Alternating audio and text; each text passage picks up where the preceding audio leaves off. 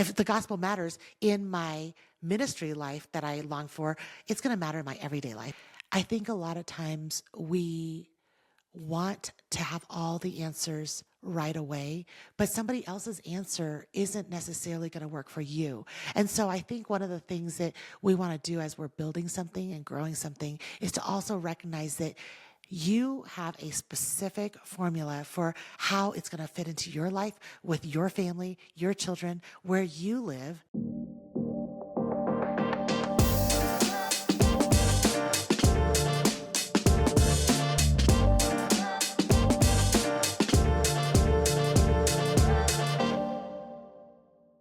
Welcome back to the show. Today we're starting our 4th annual Smart Girl Summer, where I bring on some of my smartest and most successful friends to find out the behind the scenes of their businesses and their ministries and all of those things that we're known for. We want to flip it around and find out the behind the scenes. What's the real deal? What's the stories they never talk about? How did they get there? What's going on? What do you not know about them? Now, I'm thrilled to start Smart Girl Summer 2024 with Ruth Chou Simons, and you may know her as GraceLaced. I know her as one of the smartest business women around. We're going to dive into stories that you have not heard about her, and we're going to talk about her new project. Now, after we talk with Ruth, you know what time it is. It's time for coaching.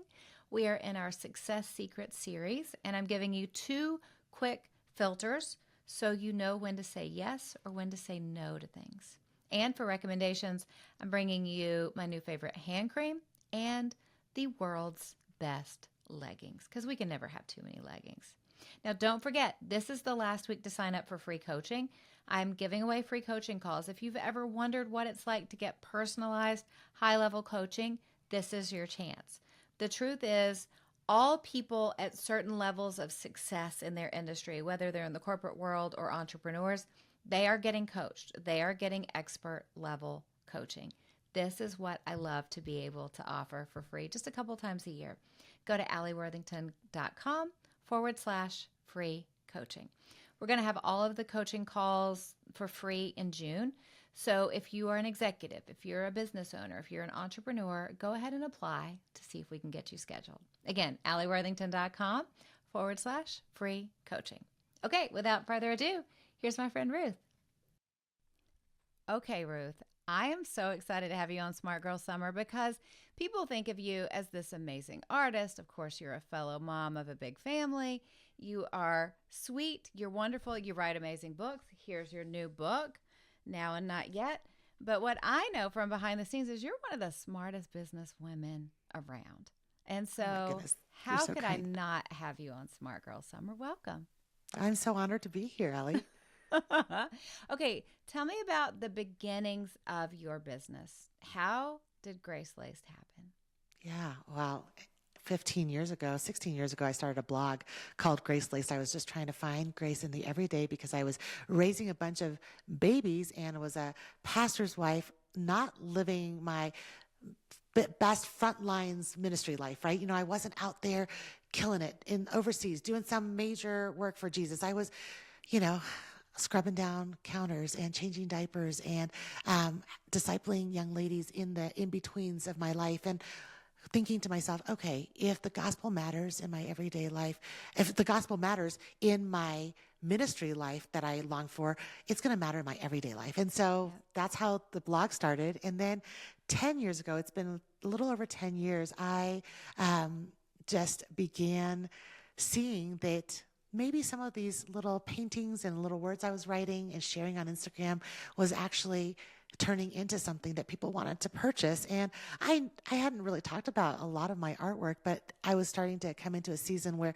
some of my olders were in a different season of their childhood and they were able to take care of a lot more things. And so, Allie, I took $300 that I had saved up for some spending money, and I got on the internet and learned how to scan things. And I've learned so much since then. But I think my first prints were done at Kinko's.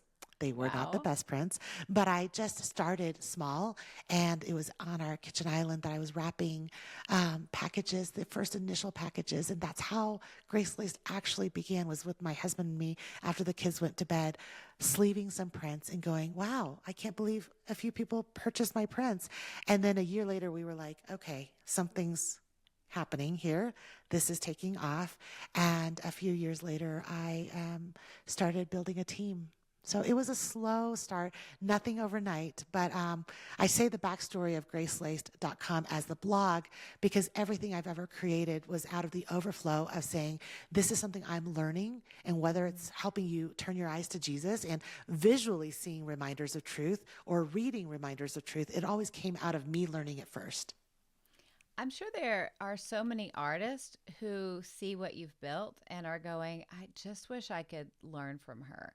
I wish I could figure out how to turn my art into a business. What words of advice do you have for them? Yeah. So first of all, I would say everybody had to start with not knowing what to do. And yes, there are courses out there. Yes, there are cohorts and mentoring and things like that. But even just choosing one person and saying, hey, could you just teach me what you know? That could be somebody local. That could be just having a conversation with a print company who could reproduce your work. That means like just tapping into some opportunity to learn from one person that you admire, maybe even getting into their inbox and saying, hey, do you offer coaching at this time? I mean, I say that even though, Allie, at this exact moment, I'm not offering those things, but I do know that there are so many out there teaching everything from how to scan their artwork to how to promote artwork. But regardless of where you turn, don't go at it alone. Really talk to, share your desires and your struggles with somebody else and make sure that you're partnering with other people and being vulnerable enough to say, I don't want to learn this on my own. Who can I learn with? That's really good. Yeah. Making sure that we have mentors and coaches and someone to come along beside us, it will save us years of hassle, so much money, and Yes. frustration.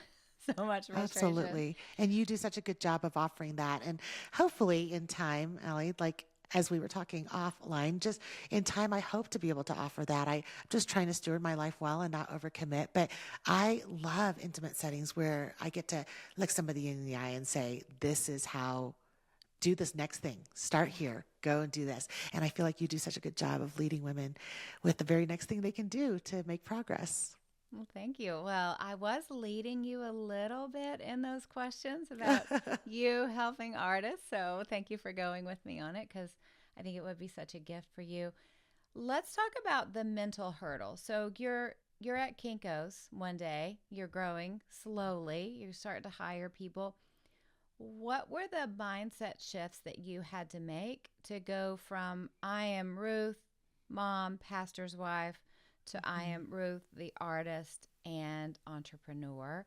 What are the shifts you had to make, and what are the kind of tricks your mind wanted to play on you that could have made you self-sabotage? And how did you overcome those? So such a good question. Well, first of all, I would say a good 10 years ago, I didn't see a lot of people doing exactly what I'm doing. And so I had to think outside of the box and go, okay, is there really a market for hand painted, reproduced scripture art that's not perfect and not made of font? And how is it that I can do this without using clip art or somebody really professional to grow this? And so I realized that number one, I had to pave my own lane and make sure that I didn't try to look like somebody else, that the ticket wasn't to be a version of someone else, and to kind of just say, well, what do I really enjoy myself? What is the story I'm actually trying to tell? And Allie, the story I was telling at the time was, I'm a mama to 6 boys. I homeschool them part-time. And during nap time with a little baby on my lap, sometimes all I have is 30 minutes to paint watercolor because it dries fast, even though I want to do a big oil painting, but I have to start with watercolor. And so this is what I've got. I can steward what I have. I have 30 minutes and an opportunity while everybody's reading to paint something that reflects what I'm thinking on. And if that resonates with somebody, I can reproduce it and have you support my work so that you can be encouraged as well. And that is a good enough story to begin. You don't have to have a whole team. You don't have to have a fulfillment company. You can start really small. And so I think part of what I had to do was learn from others, but not try to emulate others all the time. And just really say, what I feel called to is what I can do right in the season. And what I can do now, 10 years later, with a team and with suppliers and multiple streams of revenue is different than what I could do 10 years ago. And so I think one of the things that I had to really do in my mind was constantly say, don't worry about somebody else's story. Just press into the story that God is writing in your life right in this season. That's so good. And that's the thing, whether we're called to start a business or write a book or, change careers, whatever it is we feel called to do, we do have a tendency to go, well, if I don't jump out of the gate and make this hugely successful and have everything planned and everything perfect, I'm going to be a failure. Because, as John Acuff says, we're looking at everyone else's ending or their middle instead of their beginning. Yeah, so it's great just to think back on where you started and what got you here today. It definitely wasn't beating yourself up because you weren't running a $1 billion operation from your kitchen. Exactly. One of the things that I would just add on to that is that I think a lot of times we want to have all the answers right away, but somebody else's answer isn't necessarily going to work for you. And so I think one of the things that we want to do as we're building something and growing something is to also recognize that you have a specific formula for how it's going to fit into your life with your family, your children, where you live, because living in Dallas or Nashville is very different than where I'm located right now in Western Colorado. And I recognize that I don't have access to all the same things that somebody else does, but I get to choose how I want to do it and how it will fit into my life. And so I guess I would just say, as an encouragement to anyone who's starting off, do the next right thing for you in your business story. And that might mean that you choose to print locally. It might mean that you choose to only drop ship. It might mean that you find a 3PL, a third-party logistics company, or it might mean that you hire a small team around you and sleeve things from your kitchen table, just like I did at the start. I love that. What do you think people would be surprised to learn about GraceLaced, the company? Yeah, I think people would be surprised to know that we're bigger than a small little company, but we're also smaller than some people think. We are actually still family owned and somewhat family operated with a small team. We don't do all our own shipping. It's not my family shipping everything out anymore, but we've actually kept it rather small. Allie, there was a season, I don't get to tell the story very often, but a couple of years ago, there was an opportunity to grow really big and to explode and to be widely distributed. And my husband and I had a really candid conversation about lifestyle and what we wanted our boys to grow up under. We had a conversation about how we wanted our resources to work, because sometimes expansion and scaling means that your family doesn't get to experience the fruit of your success and growth right now. It just is the legacy that they get to experience later. And that is worthy and wonderful. But with 6 young boys with a lot of needs, we knew that what we got to put on display right this minute was one where we wanted them to feel like they were very much a part of it, that their efforts, they could see fruit, they could see growth, and that they were not just sowing seeds that they wouldn't get to tap into later. And so we made a choice to not scale at the rate that we could have. We didn't grow as fast as maybe we chose not to carry any debt at all. And so some of those choices were hard because I kind of wanted to grow fast. I wanted it to explode and be big and wanted it to be very corporate. And where we are right now, I feel very proud that we support several families and that we have grown slowly and systematically, but that at the heart of it is the Simons family. At the heart of it, you still see a founder who cares deeply about the details. I don't know if you've ever seen that movie, The Intern, with Anne Hathaway. Oh, yeah. Obviously different situation, but Yeah. but there was a moment in which she had to consider whether or not the board should replace her as a CEO because somebody else could maybe do it better or get it going faster. And nobody could care about it the way she would. And so she decided to not relieve her post and to not hire somebody else to take her place. And I do resonate with that. I think the heart of business sometimes is we always think that we want to get more corporate and bigger and start having benefits for everybody and get bigger, just get bigger. But at the heart of it, I realized that when I care deeply about something that started at my kitchen table, then I can grow slowly with the company and still really hold it gently and tenderly and let other people take over different parts. But just like I saw in that movie, I will always care about it in a way that nobody else will. And so I got to be careful about how I steward that leadership. And so for now, I'm very much still at the helm with lots of really great people at the executive level to help me. That's really, really great. Let's talk about business advice. Either what's some great business advice that you've gotten, or who do you like to learn from? Whether it's someone that you've worked with personally, or books that you've learned from. Who's pouring into you? Yeah. Well, I'll start first with business advice in that one time I was at a trade show with a company that has gotten real big and is wrapped and distributed. And the owner was lovely enough to meet with me. And she said, Ruth, you know that if you choose to go this direction, you might carry a lot of debt and might make a lot less money. So just because you can doesn't mean you should go this direction. And so she was making a choice that she saw that wasn't necessarily needed in my life. And this was a particular brand that has gotten really, really big and is repped by the same people that rep Rifle Paper Company.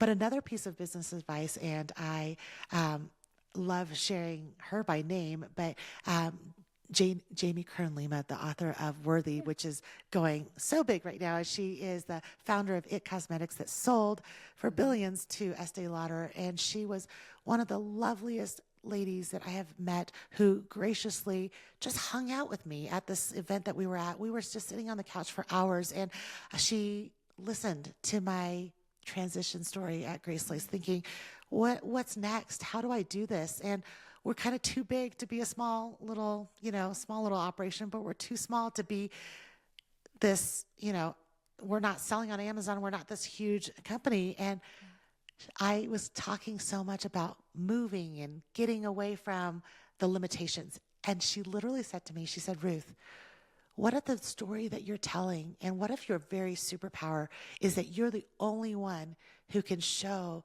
the beauty of God's creation from your little corner of the universe? Even if that little corner seems like a corner with a lot of limitations, why wouldn't you build right where you are? She literally said to me, this was a few years ago, she said, why wouldn't you build right on the property that you're at already, rather than try to go where everybody else is, where it's easy to hire, easy to do all those things.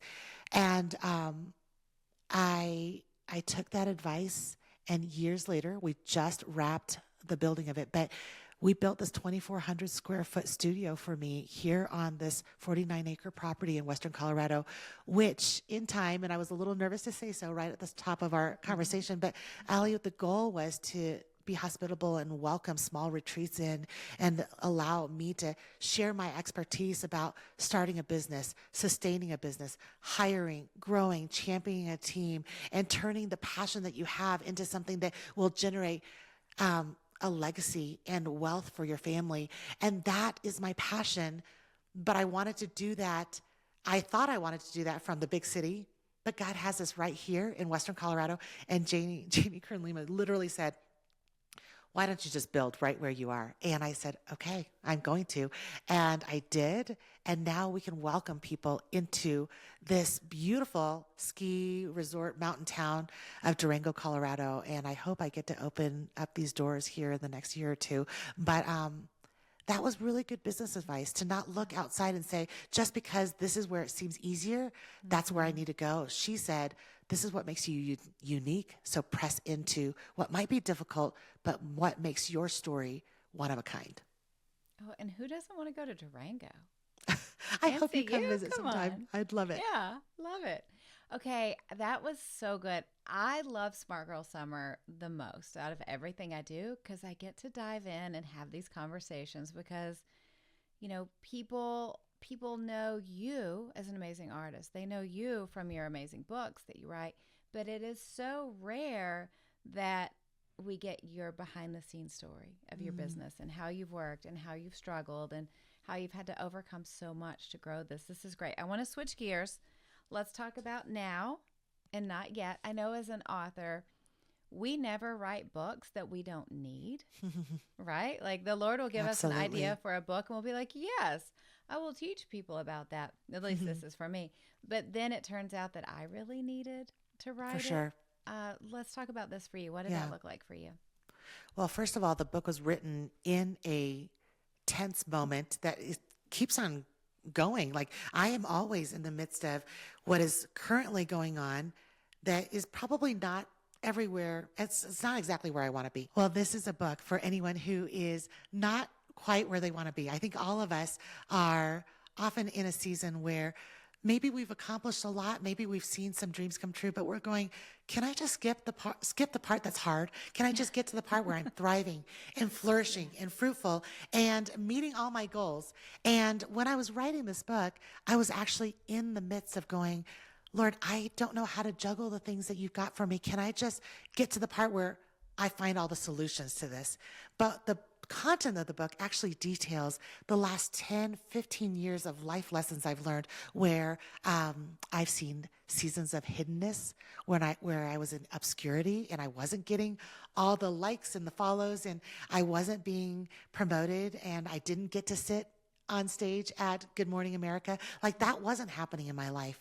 It was also detailing a story of, Lord, I don't know what to do with all my giftings, all these things that I feel like I actually want to do for you and I'm excited to do. Why don't I have more opportunities? It talks about those seasons.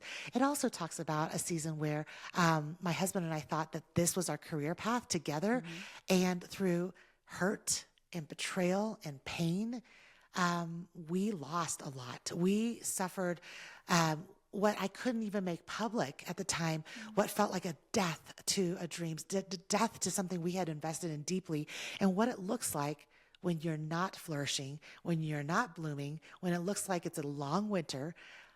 Those are some seasons that we don't usually talk about because on social media, it just looks like everybody like hit their stride and they're completely like doing exactly what they've always been called to do.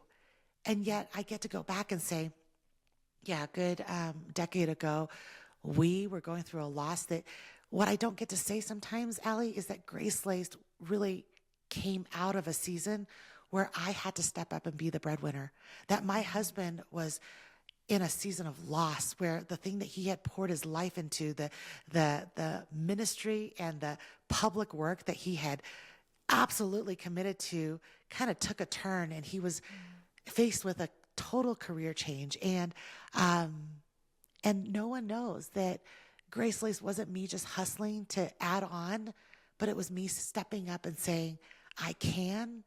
You've already opened these paths for me, Lord. It takes a lot of risk for me to put myself out there, but I'm going to let my husband rest while I stand up and use my giftings face forward. And I took that $300 and I ran with it and the Lord blessed it. And so it details some of how I learned that God is using the very seasons that we think are wasted, the seasons that we think are not amounting to anything, the seasons that we go, hey, I actually think that I could use my time better, not feeling so weak, not feeling so broken, not feeling so limited.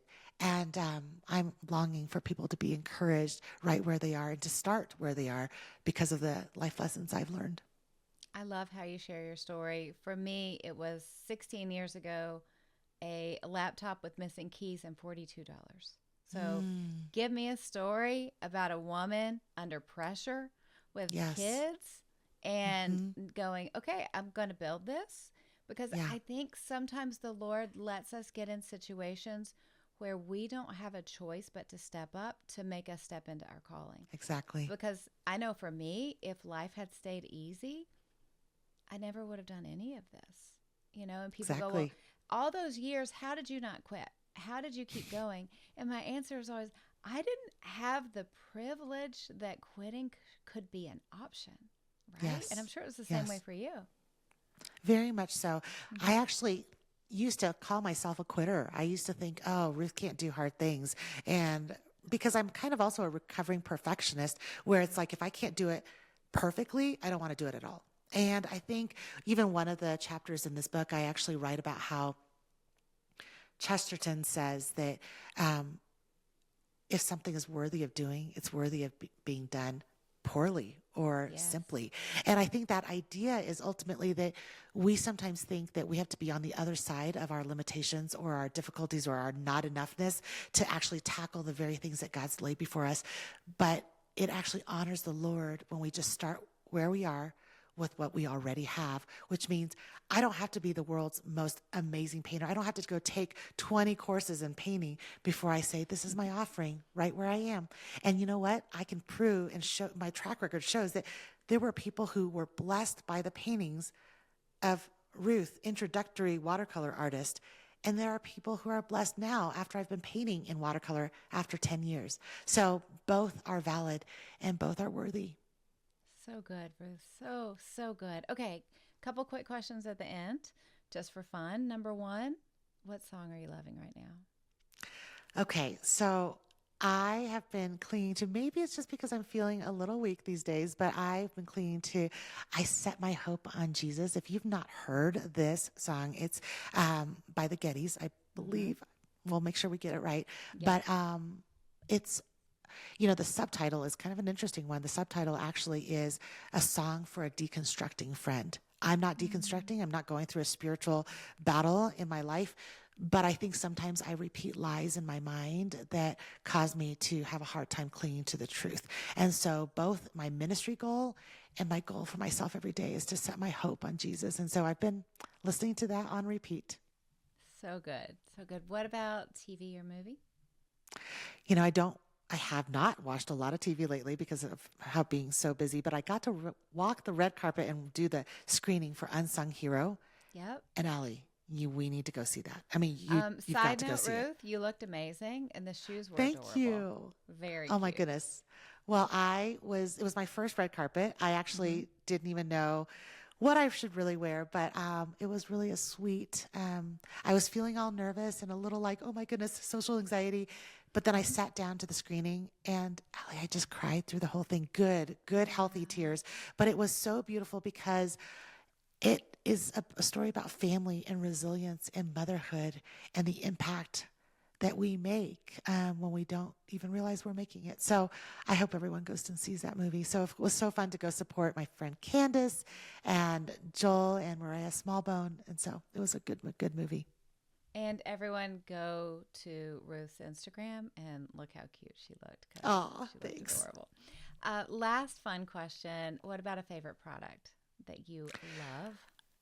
Okay, so I have to tell you, I am a primally pure junkie right now. I feel bad that I'm even saying I really do have a code even, and we can talk about that later, but I'm literally I can't promote things I don't love. So I'll just back up and say I'm almost 49 years old, and I've only recently started developing a nighttime routine where I actually take care of myself, turn off my phone, take off my makeup. I don't know if anybody else relates, but sometimes you're like, self-care is going and getting a massage every once in a while. No, I'm like, self-care is like a daily remembering that you've only got this one body. You've only Amen. got this skin. Yeah. You've only got, this one chance to like actually honor the very vehicle in which God allows you to say the things and do the things. And so I've been taking a little more time for that. So one of those things that I've been doing is just making sure that I actually take care of this aging skin without having to think about all the things that everybody tells you can do, Yep. out there. So my favorite thing is their plumping serum. And I've been gua shaing. Do you know what that is? I Oh my do the goodness. same. Yes. Okay, you every are. night. Good. Yes. It's like a jade stone. Yep. And I am literally doing this routine where I am, it's not always comfortable, but gua shaing is like giving yourself your skin a massage with a stone that's helping build new cells. And so I don't know if I'll ever be an influencer to the extent where I show how I do it, but I honestly am really loving it. It's good for my soul. It's good for reminding myself that I got to take care of myself if I want to run the race well. I love that. I think there's so many women out there, especially those of us in our 40s, who wake up one day and go, I've been taking care of my Yes. family. I've been growing my Yes. business. I better take care of me too. Yeah. Yeah. Because I need to be here to do Yeah. this. Exactly. Well, Ruth, it has been great to have you on the show. Tell everyone where they can find you. I'd love to connect and encourage you on the daily at Instagram with my profile at Ruth Chou Simons. That's RuthChouSimons. And you can see all my work through my business at GraceLaced.com. Awesome. Well, thanks again for coming on the show. You are a delight. Oh, thank you for having me. How great is she, right? Such a good one. I'm giving away tons of copies of her new book. If you are watching on YouTube, make sure you are subscribed, that you have liked this episode, and you leave a comment. If you are listening to this, take a screenshot as you listen and tag me and tag Ruth, and then I'll be giving away 5 copies of the book this week. Okay, let's move on to coaching. Let's talk about when to say yes and when to say no.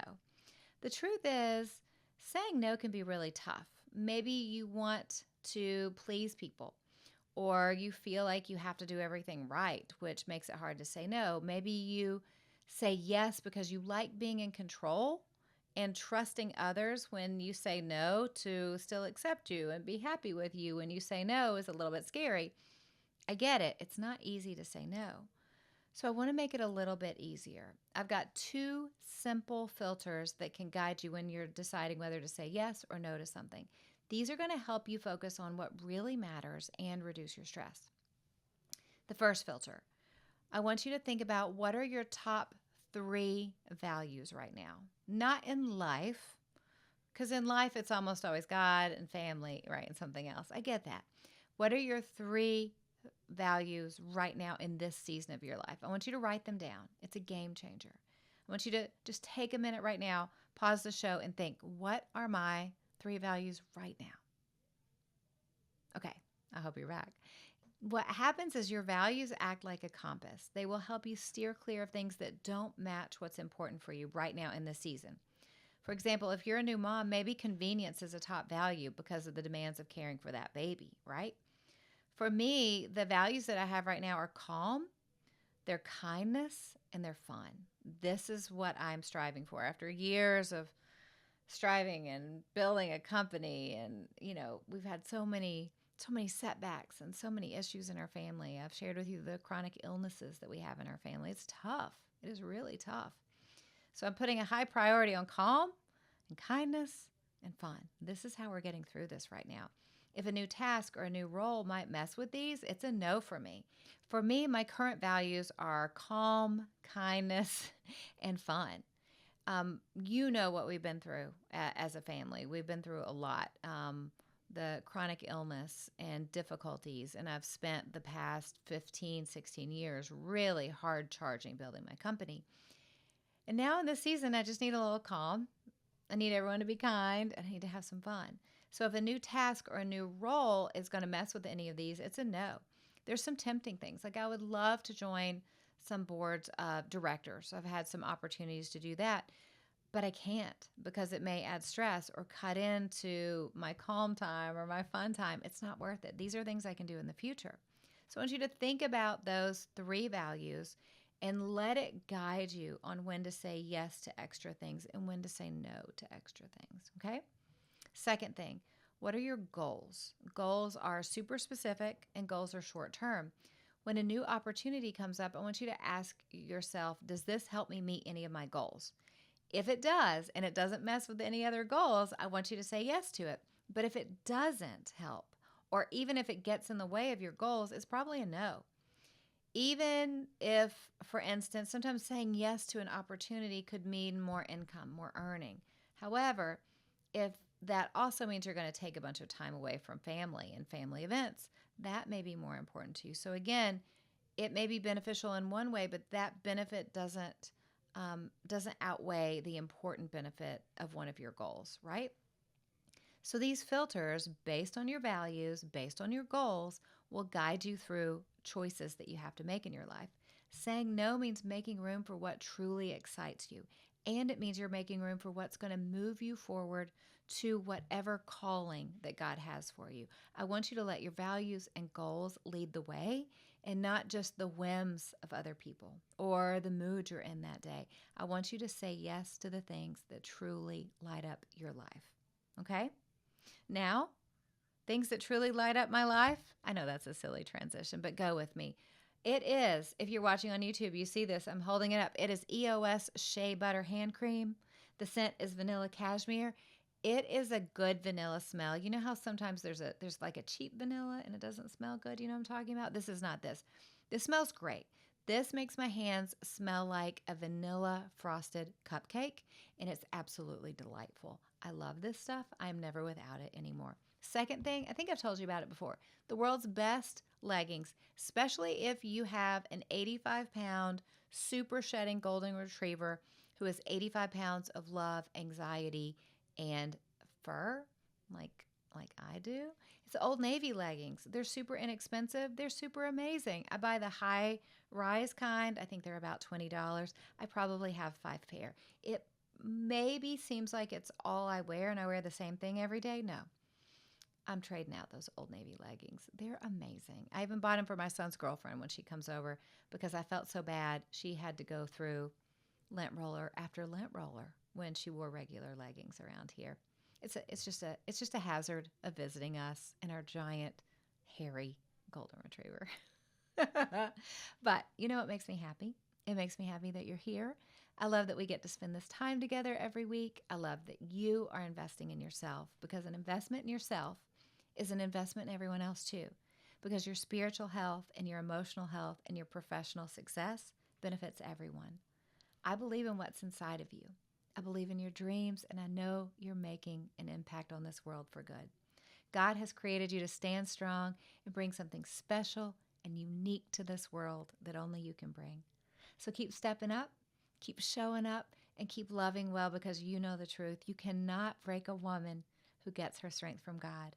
I love to get to coach you and equip you, and I will be back with you next Monday, and I hope you have a great day. To bring that should be recording this time.